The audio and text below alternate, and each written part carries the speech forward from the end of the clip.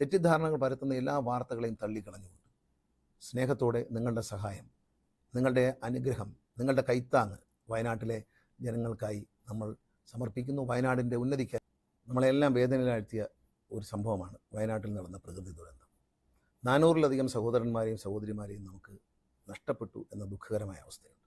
അതോടൊപ്പം തന്നെ ആ ഗ്രാമമാകെ തകർന്ന്, 2-3 ഗ്രാമങ്ങളാകെ തകർന്നു പോയി. അവിടെ താമസിക്കാൻ വീടുകളില്ല, സ്കൂളില്ല, എല്ലാ സൗകര്യങ്ങളും ഇല്ലാതെയായ ഒരു അവസ്ഥയാണ്.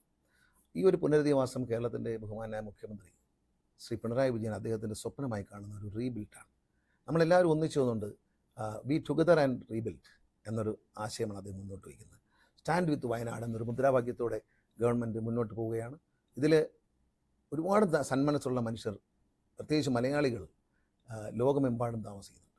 അവരെ സംബന്ധിച്ച് എങ്ങനെയാണ് ഈ നമ്മുടെ സഹോദരന്മാരും സഹോദരിമാരെയും ഇനി ആ ജീവിതത്തിലേക്ക് മടക്കിക്കൊണ്ടുവരാൻ